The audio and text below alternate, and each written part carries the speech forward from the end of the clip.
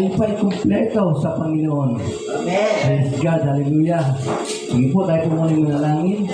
Hiningan sa Panginoon ang kanyang gabay, patuloy na pag-ingat sa atin, sa ating pag-ibig sa ng Panginoon. Dakilang Diyos sa manaming makapangyarihan sa lahat sa oras na ito. Hiningin namin ang iyong gabay, patnubay, sa lahat po ng aming pag-aaralan sa oras na ito, lalo na po sigit sa iyong lingkod na gagamitin para po ibahagi ang iyong salita. Turuan mo ako, Panginoon, bigyan mo ako ng katalinuhan upang ma-deliver ko, Panginoon, ang lahat ng mensahe sa punto na naunawaan ng bawat isa at may apply nila sa kanilang pang-araw ng buhay. Salamat po, Diyos. Sa hapon ito, sa'yo po ang lahat ng kapurihan sa pangalan ni Jesus.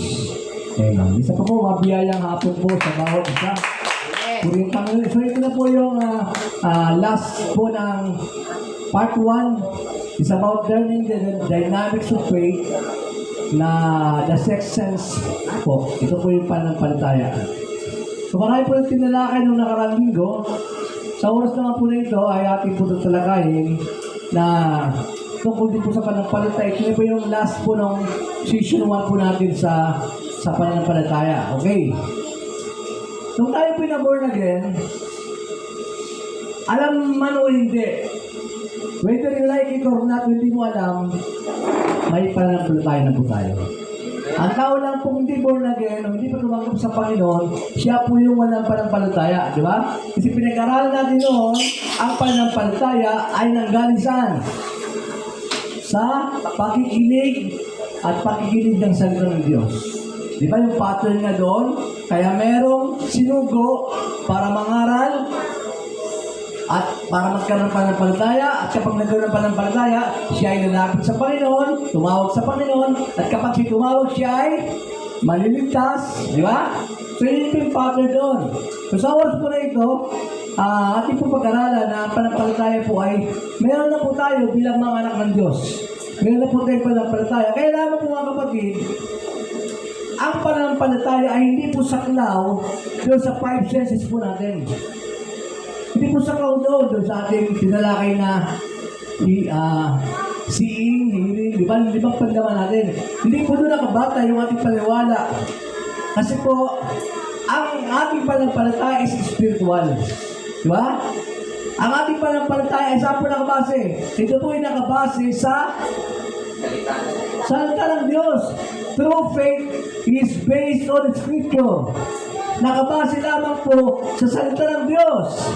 Sabi nga po sa ulang ikalawang Korintos 5:7 sa magandang balita Biblia. Tagalog na po ang aking mga sinulat ngayon, karamihan, para lalo po maunawaan. Ang sabi ko dyan sa ikalawang Korintos 5:7, sapagkat namumuhay kami batay saan? Sa pananampalataya at hindi sa mga bagay na Amen. Kapag tayo po ay namumuhay bilang mga anak ng Diyos, tayo pala ay namumuhay hindi na sa mga bagay na nakikita, kundi ba sa pananampalataya. Kasi pag tayo po ay mamuhay ayon sa nakikita natin, paano kung nakita natin wala ng laman yung rip natin? That's right. Kapag naging natin, uling na ng laman ng rip natin, tubig na lang. Di ba? Ito ang mga sa tinapong.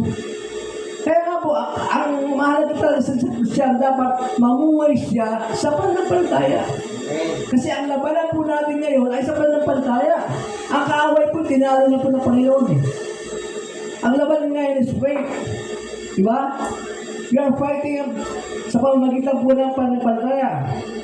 So hindi lamang po, faith comes by hearing sa salita ng Diyos, pero ito po ekspresyon na ang ating pinapakinggan ay ang ating pananampalataya ay nakabase po sa salita ng Diyos. Okay? Pero hindi po enough na sabihin po natin, meron ako pananampalataya. Hindi po enough. Hindi po sapat. Hindi po sapat na sinasabi mo, meron ako pananampalataya.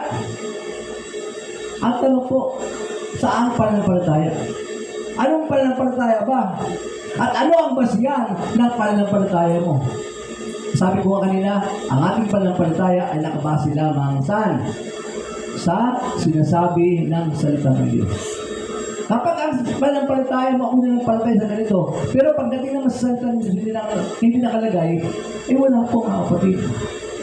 Yeah, kasi po yung context natin eh.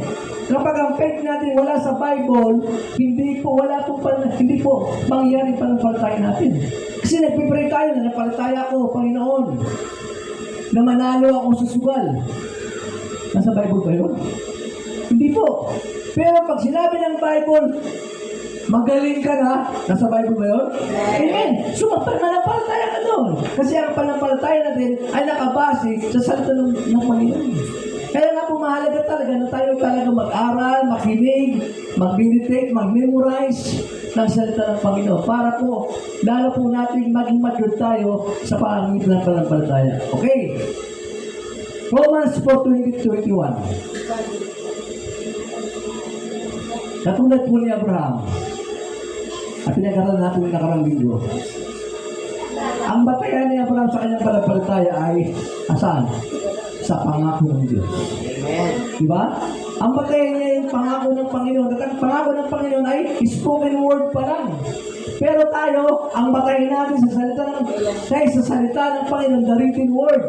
Siya, dahil sa sinabi ng Panginoon, tayo naman dahil sa sinulat ng Panginoon. At yun yung salita ng Panginoon. At hindi siya natinag. Halos patay na yung katawan niya. 100 years old na siya. Di ba? At gawin po yung asawa niya. Yung asawa niya matanda na rin. Baog pa. Sa palagay niyo, kung siya nakabatay sa kanyang nakikita at nararamdaman, magkakanak pa niya sila? Hindi na po. Aminin po natin na kapag sa feelings tayo lagi nakabase, hindi mangyayari yun.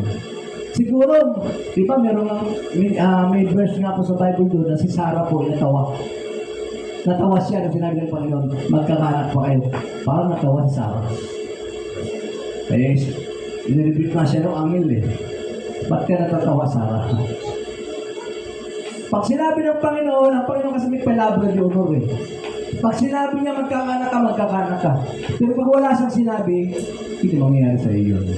Kaya doon pa rin lamang ng Panginoon kung ano yung sinasabi niya.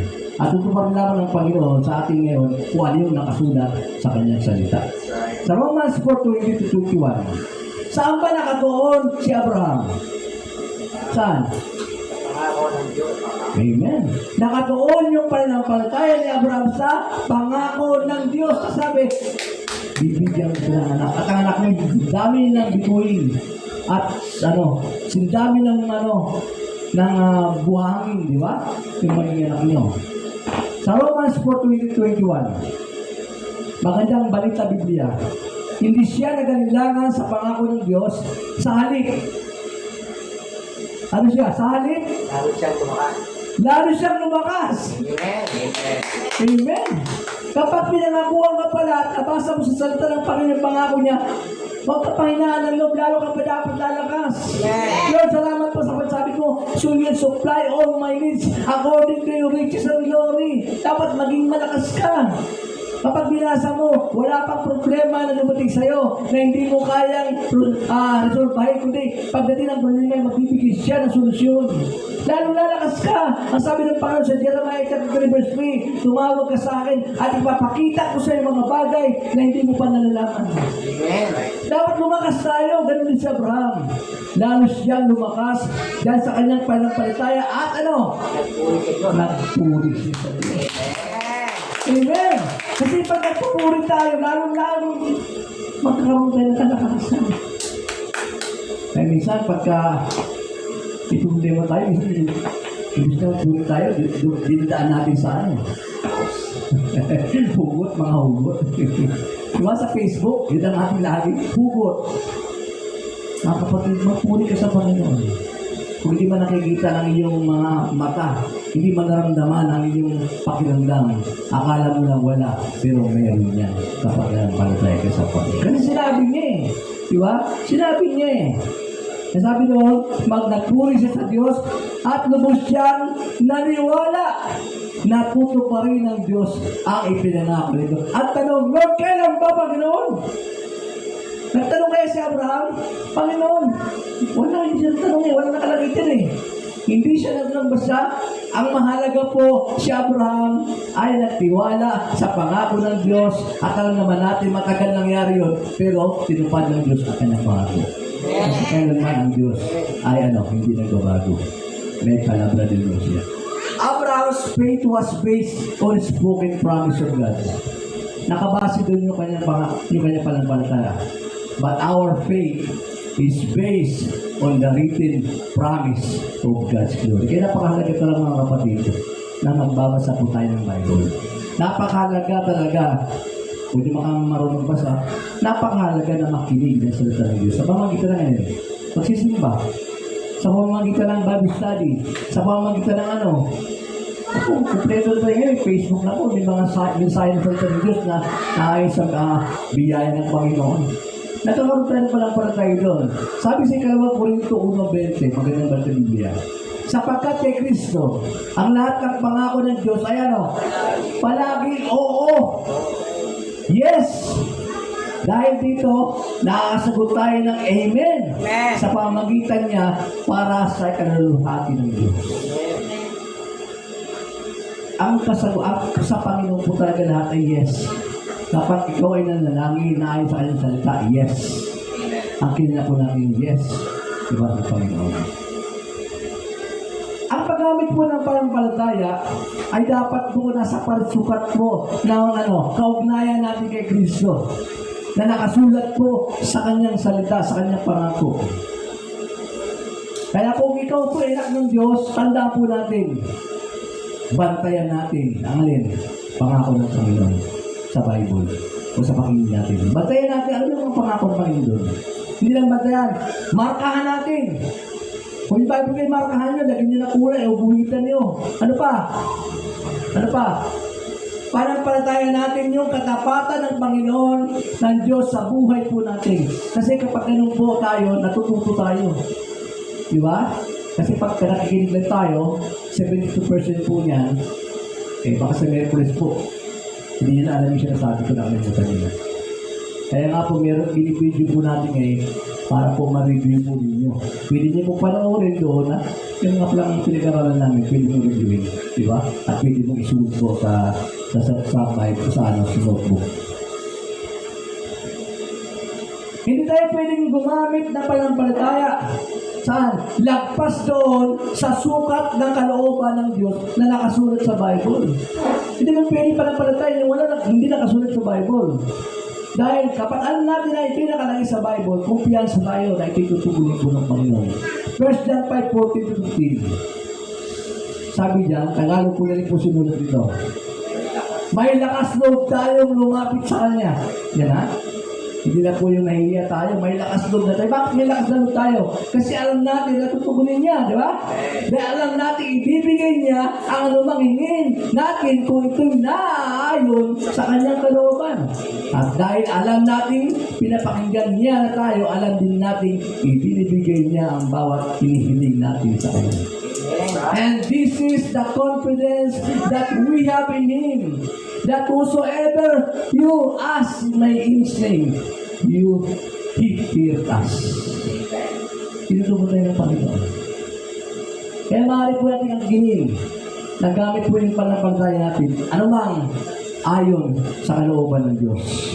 Dahil pag hindi itong pinangako ng Panginoon, hindi ibibigay sa atin ng Panginoon. Tanda po natin natin.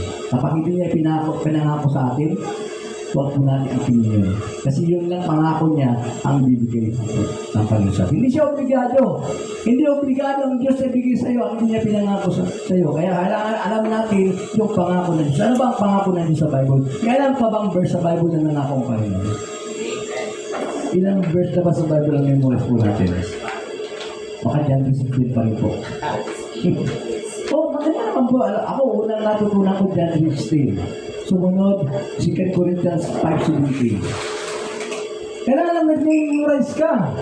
Ang lagi nga po biro namin noon, kasi nung senior pastor pa namin si Pastor Abel, 5 kami sa pastor din nung simbahan namin.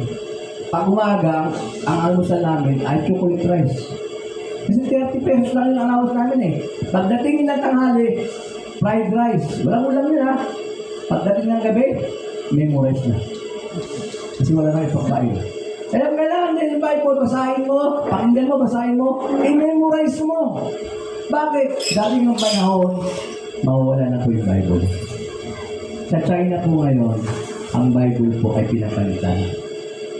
Sabi doon, di ba, meron doon na, sabi ng Panginoon, kung sino mang makasalanan ay batoy, huwag ay unang bumato sa babae niyan. Pinalitan nila kasama si Jesus na bumato. Pinalitan nila yung Bible. Kaya po, pag hindi nyo alam ang Bible, hindi nyo memorize, ay maliligaw po tayo. Kaya napakalaga po talaga na makabisado natin ang salita ng Panginoon. Kasi doon po nanggagaling ang kalooban ng Panginoon. Ngayon, halimbawa may problema kayo. Ano ang ibabato mo kay Jesus? Ano sabi mo sa Diyos? Ano hihingin mo? Kung wala kang alam na salita ng Panginoon. Di ba? Sabi ng Panginoon, He is always watching His word to perform. Lagi na binabantayan yung salita niya na mag-perform. Kapag sinabi mo yung salita, binigay mo sa kanya, gagawin niya. Pero kung hindi mo sasabihin, hindi niya gagawin. Diyan, Jeremias 1:12 yata yun. He always watching His word to perform. Okay. Kaya, ang panampalataya po, ay angkin mo sa panampalataya ang mga pangako ng Diyos sa mga nakay Kristo. Angkin mo sa panampalataya, ano po yun? Angkin natin ang pangako ng kaligtasan o tinatawag na salvation sa English. Angkin mo yan. Ano bang verse dyan? Sabi sa John chapter 1 verse 12, subalit, ang lahat na tumanggap at sumampalataya sa Kanya ay binigyan niya ng karapatang maging anak ng Diyos. Kasi ang Diyos ay banal. Ang Diyos ay Espiritu. Anong ginawa ng Diyos? Hindi sa pangunawa ng tao, pinadala yung anak niya, nagkatawang tao. Di ba? Namuhay sa atin. Pero hindi pa rin siya tinanggap ng kanyang mga kababayan. Pero pagdating sa verse 12, sabi niya, ngunit ang lahat ng tumanggap at sumampalataya sa Kanya ay bibigyan niya ng karapatang maging anak ng Diyos. Kahit hindi ka Hudyo, kahit makasalanan ka, kasi dati ang pangako ng Panginoon para sa mga Hudyo lang eh. So sabi niya, subalit ang lahat ng tumanggap at sumampalataya sa Kanya ay binigyan niya ng karapatang maging anak ng Diyos. Amen. Amen. Kaya nga po, karamihan ngayon sa mga Hudyo, hanggang ngayon po, yung ibang Hudyo po, hindi naniniwala na dumating na si Christ. Hanggang ngayon, hindi sila naniniwala. Pero sabi ng Panginoon, subalit, ibigay niya ng karapatan na maging anak ng Diyos. Ang sila mga nagtatay sa akin. Ano pa po? Ang pangako ng kagalingan. Hindi lang po kaligtasan. Alam niyo ba yung tinabi ng Tetelestai? Hindi lang kaligtasan yun eh. Yung Tetelestai doon, kasama yung kagalingan doon. Sa unang Pedro 2:24, sabi niya, sa kanyang pagkamatay sa krus, pinasan niya ang ating mga kasalanan. Nung pala sa krus, talagang ginawa nila yung kasalanan natin upang tayo mamatay na nasa kasalanan at mamuhay na ayon sa kalooban ng Diyos. Sa pamamagitan ng kanyang mga sugat, kayo'y pinagaling. Hindi na po kaligtasan eh. May kasamang healing eh. Kaya siya nasugatan doon, kaya sa binugbog, kaya siya nagkapasa-pasa doon, kung ano mangyayari sa kanya, dahil, sabi doon, sa pamagitan ng kanyang mga sugat, kayo pinagaling niya. Pwede niya ang kinin niyo. Salamat po, Panginoon, sa kaligtasan. Salamat sa kagalingan na binigay mo sa akin. Hindi ko na hihingin ito sa pag-binigay mo sa akin. Pinasalamatan ko na. Ano pa po? Pasalamatan natin yung pangako at ng pagpapala. Hindi lang po kaligtasan, hindi lang po kagalingan, kundi pati blessing, ibinigay na pala ng Panginoon. Ephesians chapter 1 verse 3. Purihin ng Diyos at Ama ng ating Panginoong Jesucristo, pinagkalooban niya tayo, past tense o present tense? Past tense. Past tense. Pinagkalooban na eh. Bakit hihingi ka pa? Ibinigay na sa'yo. Lord, salamat po na pinagkalooban mo na kami. Ang panalangin hindi po yung, Lord, pagkalooban ng mga po kami. Hindi, pinagkalooban na eh. Di ba? Paano mo papasukin sa bahay mo yung nasa loob na ng bahay mo?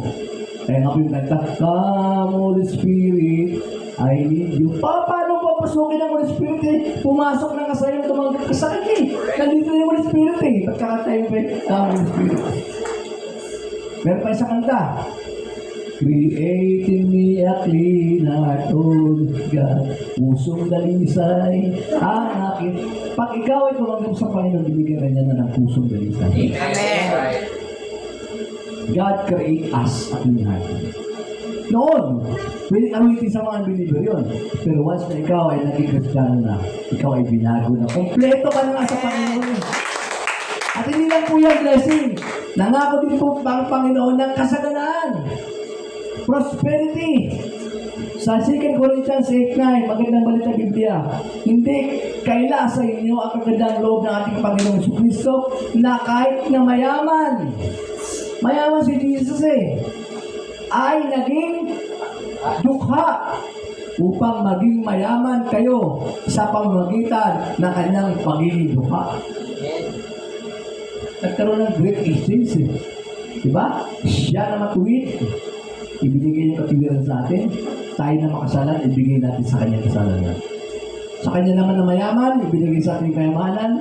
Tayo naman ng dukha, takuha natin yung kayamanan. Para tayo umaman. Hindi lang po spiritual yan. Physical po na kayamanan. Financial blessing. Binibigay sa atin ng Panginoon. Kaya pwede mo akin, Lord, salamat po. Bagamat nakaranas kami ng ganito, ako yung naniniwala na matatanggap ko ang pagpapala, ang blessing na ito sa amin ito. Irinyo lang po natin yung isipan natin. Diba? Ito natin, anak tayo mo. Irinyo lang po natin yung ating isipan. Sa 3 John chapter 2, King James Version ko sinulat. Beloved, sabi dyan, I wish above all things that thou mayest prosper and be in health, even as thy soul prospereth. Hindi ko lang alam kung Tagalog yan. Itagal ba? Ayan o. Mahal ko kapatid, dalangin ko naway nasa mabuti kang kalagay. Hindi ko sa Tagalog dalangin ko nawa. Kasi dapat po natin ginagamit yung nawa Sana kasi yan Parang galing lang pa. Kaya nga po English po ito Dalangin ko naway nasa mabuti kang kalagayan at malusog ang inyong panangatuan kung paano mabuti rin ang kalagayan ng inyong kaluluwa. So ang Panginoon, hindi lang po blessing, hindi lang po hiling, hindi lang po ligtasan, kundi pati prosperity ay binibigay din po sa atin ng Panginoon. Ano pa po? Pangako ng tagumpay. May katagumpayan po, hindi po yung tayo talunan, tayo po mananagumpay. Sa 1 Corinthians 15:57, magpasalamat tayo sa Diyos na nagbibigay sa atin ng tagumpay. Di ba? Nagbibigay sa atin ng tagumpay. Ano yung ba yung tagumpay na yan? Sa Greek word yan. Ano yan? Yung tagumpay, victory. Nikki. Yung Jordan, di ba? Kaya pala sapatos, bakit Nike? Greek word pala yan. Ibig sabihin pala niya, victory. Kaya pag suot mo yung Nike, talaga, victory talaga, matagumpay ka talaga. Di ba? Kaya nga po yung salitang gives. Sa English po kasi dyan, sa English dyan ay, who gives yan gives. I give it po yan sa King James Version. At ito po ay galing sa salitang Grego na didonte. Nasa original po na salita, ito na ay nasa forma ng verb. Active principle. Yung po ing, form of verb. Yung active po, ibig sabihin yan, God is the one giving us the victory. Ang Diyos po ang nagbibigay sa atin ng katagumpayan. Not us producing our own victory. Hindi po tayo nagpo-produce ng katagumpayan. Take note po, ang Diyos po ang nagbibigay, hindi po tayo ang nagbibigay na gumagawa ng katagumpayan. At yung participle naman dyan, the original text, it should be written like this. But thanks be to God, who is giving us the victory through our Lord Jesus Christ. Kaya ang meaning po yan, ito po yung continual supply. Patuloy na supply ng katagumpayan. At araw-araw po, no need to be defeated. Because we are victorious, di ba? Bakit po? Si Jesus po ang victory. nagbibigay. At nasaan ba si Jesus ngayon? Tinanggap mo si Jesus. So, saan yung victory? Nasa iyo. Diba? Ang pagkatalo naman nasa isip lang yun. Pag hindi na rin yung isipan mo, talo ka. Pero pag na rin yung isipan mo, we have victory. Kaya sabi niya, we have Nikki. Diba? Pagkatagumpay. Yung true naman dyan, dun sa who is giving us victory, true. Sa salitang Grego, nia, na ibig sabihin ay channel or lagusan o daluyan. Talaga dumadali, di ba? Pagka liba, pamibutas, dumadali talaga. Yung victory, dumadali talaga sa yan. May lagusan, active yan eh. The channel of continual victory is the Lord Jesus Christ. Kaya nga, but thanks be to God who is giving us the victory through our Lord Jesus Christ. Di ba? At Jesus Christ po ngayon ay nasa atin na. Nabubuksan na po yung valvula ng ating kaluluwa para po lumabas ang sa ating katawan yung victory na binigay sa atin ng Panginoon. Amen? Palakpakan po natin ang Panginoon. Paano naman natin mananasa sa buhay ang kaloob ng Diyos na tagumpay? Tanda po natin mga kapatid, ang tagumpay na ito ay nasa atin. Ito yung nakadeposito na po sa ating born again spirit. Once na tumanggap ka sa Panginoon, nakadeposito na po yung katagumpayan sapagkat tinanggap mo ng Panginoon. Kaya paano natin maranasan sa buhay? Iringin lang po natin yung ating isipan. Kasi nandiyan na po sa atin. Iringin na lang po natin at panigurado po magmamanifest po yan sa ating mga ano.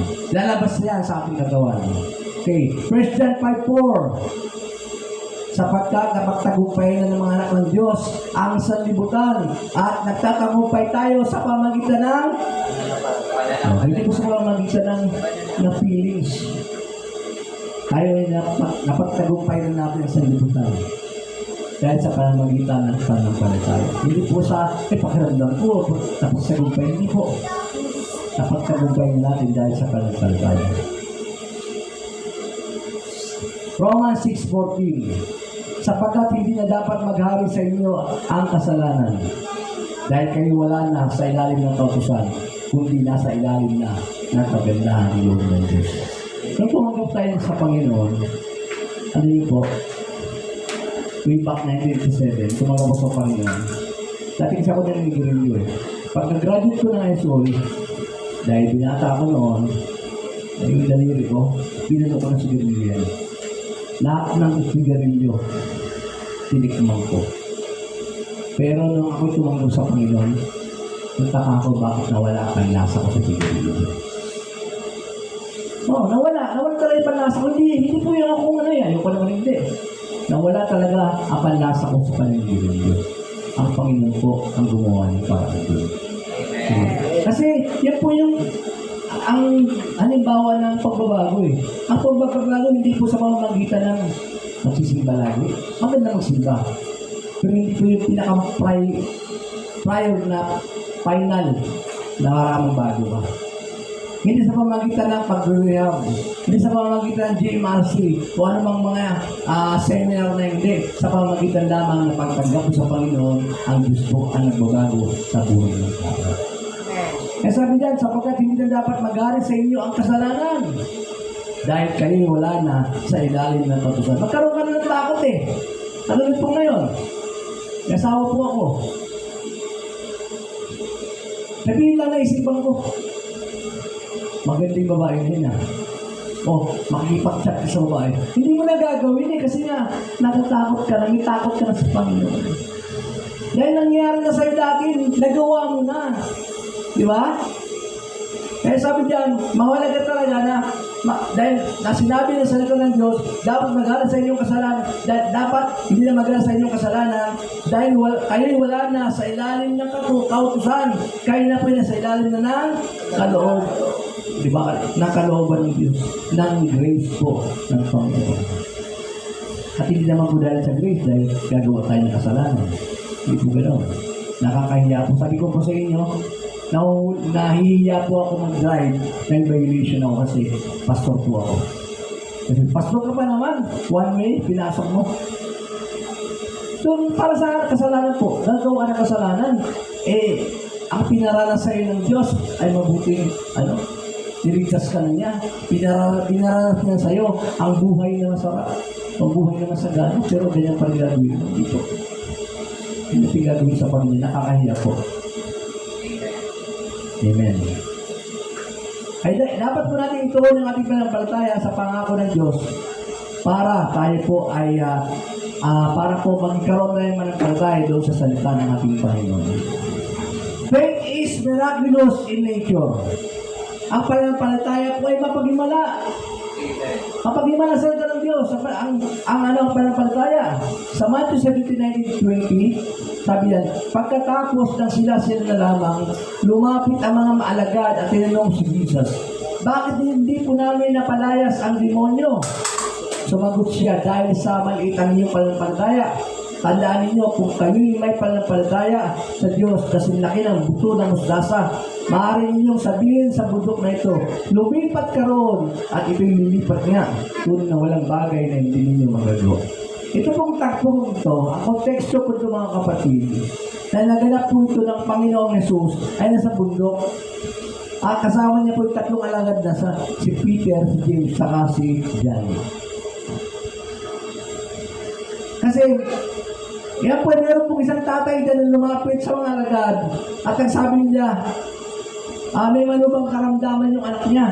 Sabi niya, pinag-iusap ng tatay na ito na sa mga alagad na pagalingin po yung kanilang anak. Ipanalangin po. At itong mga alagad naman na ito ay kumpiyansa sila na pagalingin na katulad ng ginawa nila noon. Kaya nga po sa John chapter 1, Lucas 9:1-2, ang sabi diyan, sinito ni Jesus ang 12 at binigyan sila ng kapangyarihan. Kaya nga po meron silang faith at karapatang magpalayas ng demonyo at magpagaling ng mga may sakit. Kaya talaga kumpiyansa sila sa sarili na kaya na yung pagalingin ito. Sisig na sisig, basic na basic.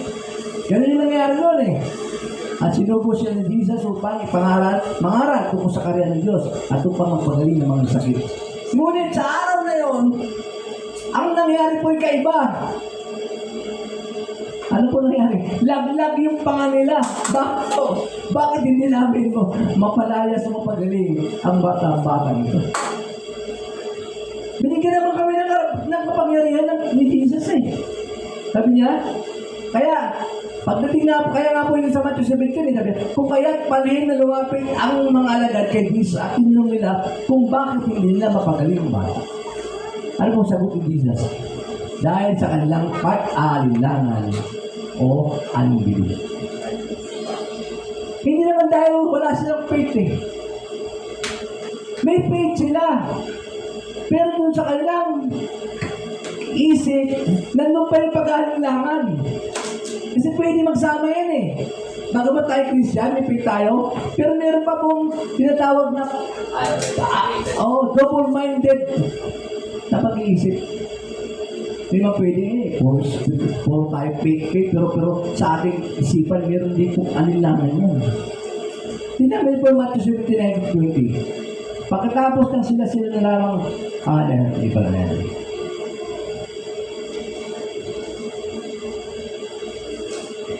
Ang problema po ng mga alagad, hindi po yung faith, ang problema ng mga alagad, yung unbelief. May mga turo nga po na pag may faith ka, wala ka ng belief. Hindi po. Bago kayo may pananampalataya, meron pa pang unbelief. Kasi nandito po tayo sa meron pa tayong natawag na kaluluwa. Nandito yung labanan. Kaya dapat, dapat ito sa magitan ng salita ng Diyos. Sa Santiago 1:6-8, sabi doon, subalit ang humingi ay dapat mag-iwala sa Diyos at huwag mag-alilangan, sapagkat ang nag-alilangan ay para alon sa dagat na tinitaboy ng hangin, kahit saan huwag pumasang tatagap ng anuman mula sa Panginoon. Ang tao pabago-bago ang isip at di alam kung ano talaga ang naisip. O kahit tinatawag na unbelief. Meron ka pa rin pabago-bago ang isip, di ba? Ang sabi ni James dyan, the man who doubt is a double-minded man. Yes. Unbelief is not the absence of faith. Unbelief is the counterforce of against faith. Makalaban siya sa pananampalataya.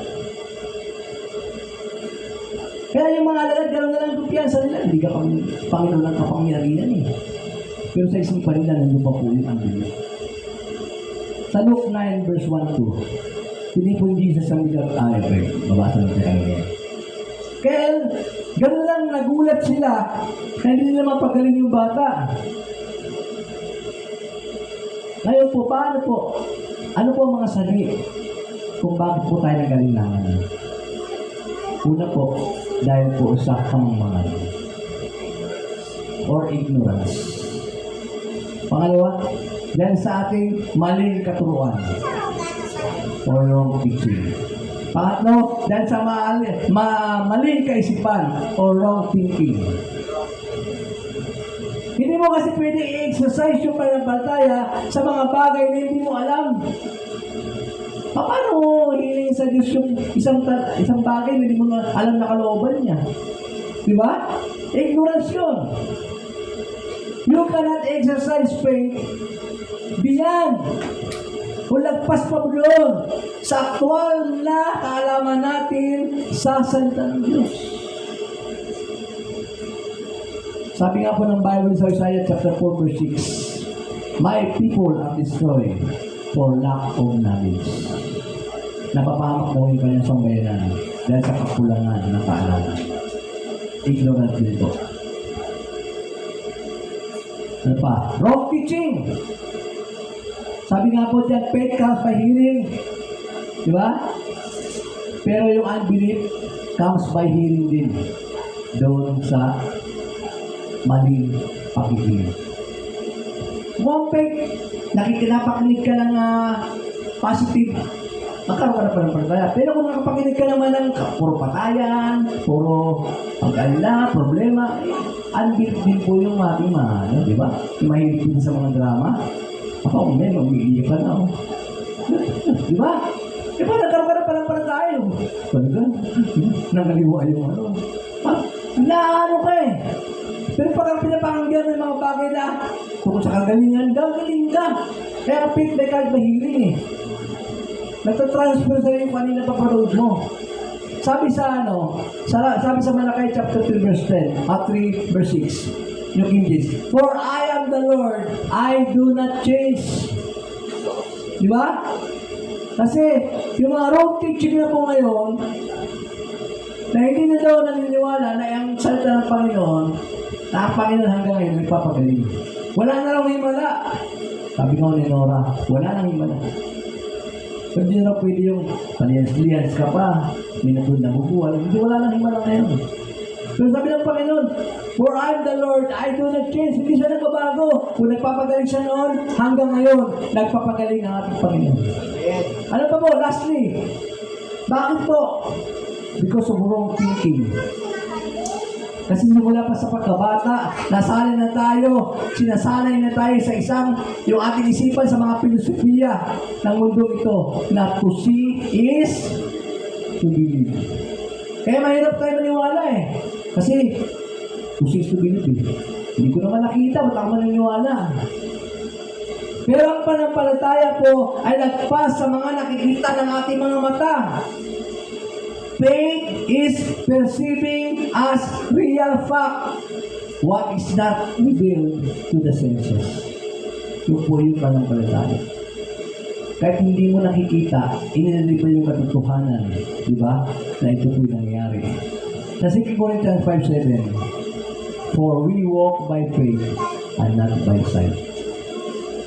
Sapagkat namumuhay kami batay sa panampalataya at hindi sa mga bagay na nakikita. For we walk by faith and not by sight. Sa maling kaisipan, to cease to believe. Sa tamang kaisipan, believe first, then you will see. Baliktad na, no? Sa maling kaisipan, to see is to believe. Sa tamang kaisipan, believe first, then you will see. Maniwala ka muna para makita mo. Paano makita ko muna bago maniwala. Kaya magkaiba talaga, magkasulungat yung karunungan ng sanlibutan at karunungan po ng Bible na salita ng Panginoon. Sa John 11 verse 40, sinabi ni Jesus, hindi ba't sinabi ko sa iyo na kung sasampalataya ka ay makikita mo ang kaluwalhatian ng Diyos. Kung sasampalataya ka, you will see the glory of God. Kapag nakita mo yung kaluwalhatian ng Diyos, lalakas ka, magkaroon ka na panampalataya. Pero madaling manampalataya pag nakikita. Yung mga kapatid, maniwala muna tayo at makikita natin yung ating ginagawa. Amen? Amen.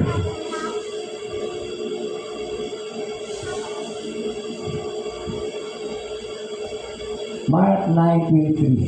Ibisan ko na po, wala na tayo. Jesus had said to him, if you can believe, all things are possible to him to believe. If you can believe, all things are possible to him who believe. All things are, ang lahat ng bagay ay posible sa lahat ng naniniwala. Ano ba yung mga bagay na imposible?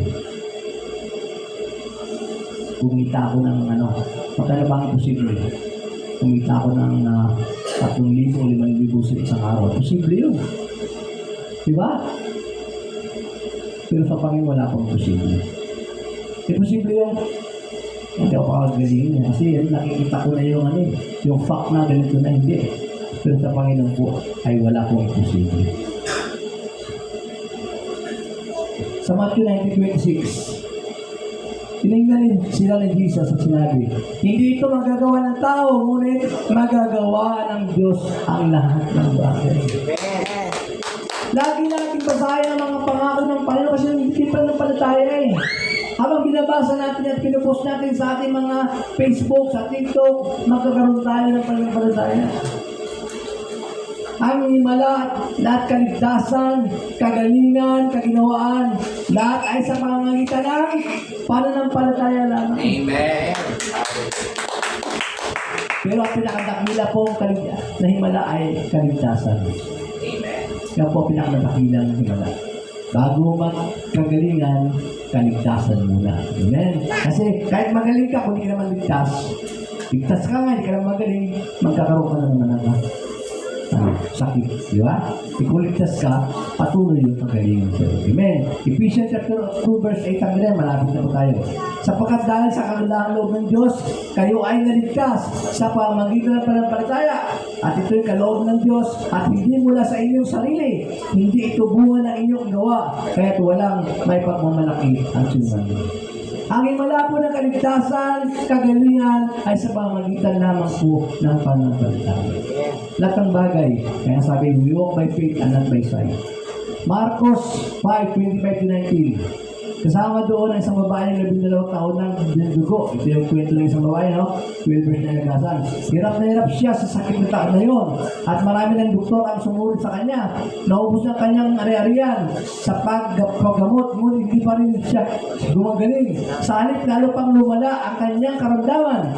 Nabalitaan niya tungkol kay Jesus. Kaya nakipagsiksikan siya hanggang sa makalapit sa likuran ni Jesus at tinipo ang damit ito sapagkat inisip niya mahipo ko lamang ang kanyang damit. Gagaling na ako. Agad niyang tumigil ang kanyang pagdurugo at naramdaman niya ang namagaling siya. Ang tanong po, bakit nakipagsiksikan ang babae? Ha? Una, dahil may sakit siya kung siya gumaling. Pero bakit lalo naman niya na si Jesus makapagpagaling sa kanya? Kasi nalaman niya na si Jesus ay nagpapagaling. Nakaranas siya ng pananampalataya. Nagkabatid sa kanya. Kaya nga po, pag nabasa mo sa talagang nagkaroon ka ng pananampalataya, at kapag nagkaroon ka ng pananampalataya, gagawa ka ng paraan na makapagsimba ka. Amen. Amen. Kahit makipagsiksikan ka. Ang bayan nakipagsiksikan eh. Bawal kasi noon yung mga may dugo. Kapag ikaw na nagkaroon ng menstruation, hindi ka pwedeng lumabas. Bawal sa kanya kasi marumi ang tawag sa iyo. Siya nakipagsiksikan. At kapag nahipo mo yung taong katabi mo na walang marumi na yun. O, lahat ng mahawakan na, marumi na yun. Ganun yung lumagtipan. Kaya itong babae nito, talaga ang dami na dumihan dun eh. Pero nakipagsiksikan siya, sabi doon, mahipo ko lang. Ang damit ng Panginoon, ako'y gagaling. At sabi ng mahipo niya, agad niyang tumigil ang kanyang pagdurugo at naramdaman niyang magaling na siya. Amen. Ang sabi sa 34, subalit sinabi sa kanya ni Jesus, anak, pinagaling ka na ng iyong pananampalataya, umuwi ka na at panatag mo ang kalooban, ikaw ay magaling na. Pinagaling siya ng kanyang pananampalataya. Amen. Last two verse. 2 Corinthians verse 8 hanggang 9. Hindi kayo na sa inyo ang magandang loob ng ating Panginoon Jesucristo na kahit na mayaman o naging lupa upang maging mayaman kayo sa pamamagitan ng kanyang pagkakas. Ephesians 1:3. Purihin ng Diyos at Ama ng ating Panginoon Jesucristo, pinagkalooban niya tayo ng lahat ng pagpapalang spiritual na naging na sa langit dahil sa ating pagpapalang. Mga kapatid, bilang pamawakas, we have faith inside when we accept Jesus in our life. May pananampalataya po tayo. Ang ating born again spirit ay may pananampalataya tayo nakadeposito dito. Kaya kung tunay tayo na born again, may pananampalataya tayo. Amen? Baguhin lang natin yung ating isipan para mag-manifest sa ating katawan ang lahat ng pangako ng ating Panginoon. Purihin po ang Diyos sa kanyang nasakit sa pangalan ng Diyos.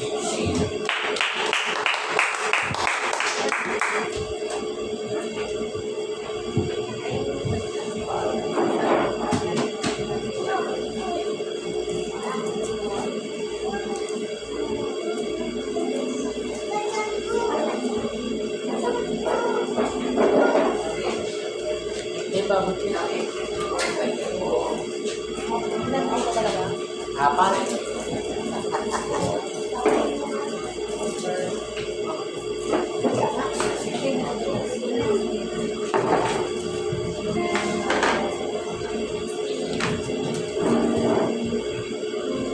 Lord, hallelujah. Tayo po ay dadako na po sa ating pagbibigay.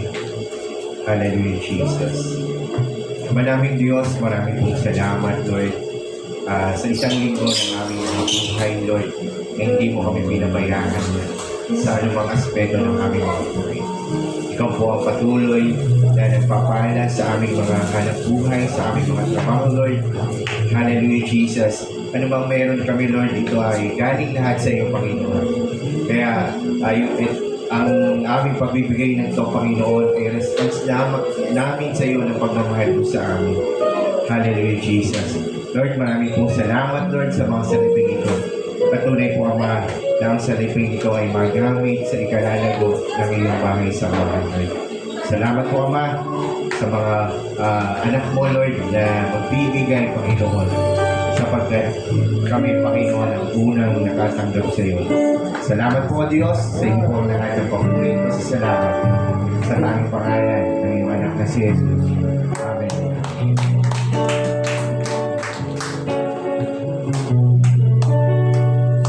Amen. Bago po tayo dumako sa ating live group session, ay magkakaroon muna po tayo ng ministry update para po kayo po ay nakatuon.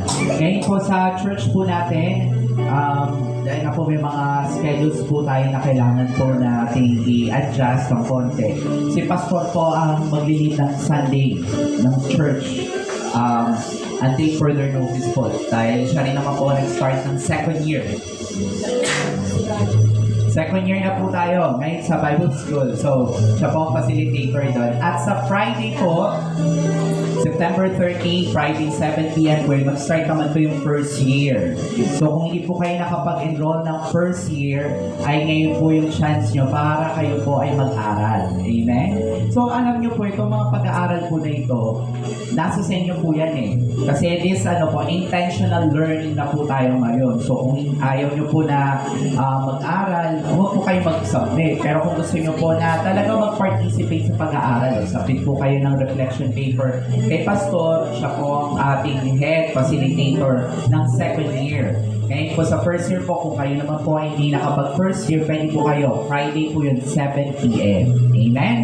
So sa Friday na po yan, magsisimula, September 13. Ngayon po, ang ating pong partner, 7 p.m. po yun pero baka po sa pag-uusap na yun, kung mas free po sila or lahat po na mag-enroll ng 5, mas maganda po kung mas maaga.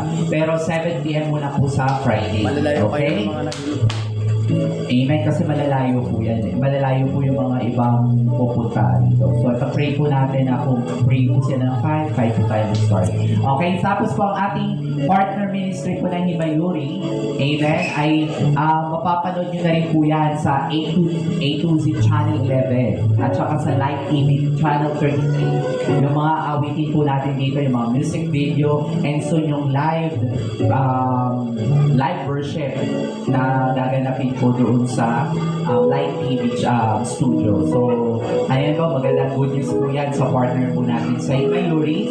I-supportahan po natin. Alam po yung iba po sa inyo hindi pa naka-like. So, like po natin. Pwede nyo rin po yung i-invite yung mga friends nyo po para i-like yung page po natin. Amen. Sa Himayuri dahil po ang mga mensahe po na isusulat, na inilimbag at nagagawan po natin ng musika, talaga naman po pure na Bible talaga yung ating pong dala po doon. Amen? So, ganun din po. Sumuporta po tayo sa mga gawain po. Ngayon po, talaga po, kailangan natin ng mga manggagawa dito. Kanina, ang ganda ng usapan namin ni John Lloyd, pero wala si John Lloyd ngayon. Nasaan si John Lloyd?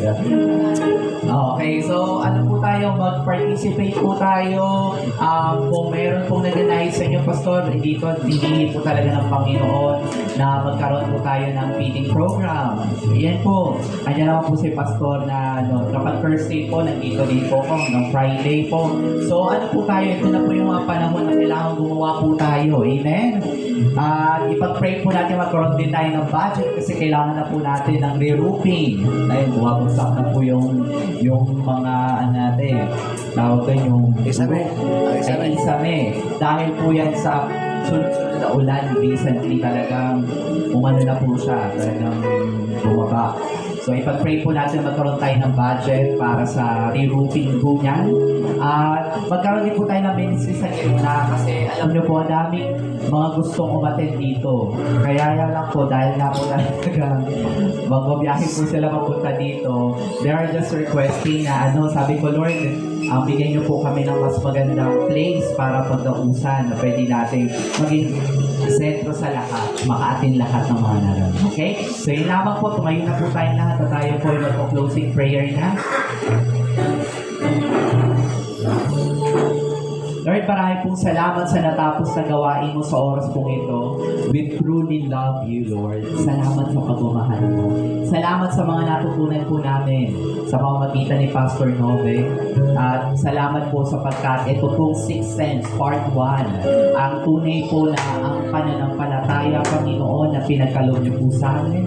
Na binigay niyo po ang pananampalataya namin na meron kaming kaligtasan, meron po kaming kagalingan, meron po kaming pagpapala, meron po kaming pabor, at meron po kaming katagumpayan o Diyos, Panginoon. Marami pong salamat sapagkat itutuwid mo po ang aming itong pananampalatayang meron na kami, itutuwid mo po kami upang magkaroon po kami ng right teaching, which is hindi po salat ang new life dahil naituturo po tayo naituturo po dito ang tinapos mong gawa na ma-correct ang right thinking namin at right knowledge, Panginoon, upang patuloy na maitama ang aming pananampalataya. Salamat po sapagkat tunay na sa pabago-bagong antas ng mundong ito, ang aming pananampalataya ang magiging aming pananggalang upang sa mga flaming arrows ng kalaban ay patuloy po na nandoon yung manifestation ng pagiging tagumpay po namin. Maraming pong salamat. Ito po aming dalangin sa pangalan ni Jesus. Amen. Amen.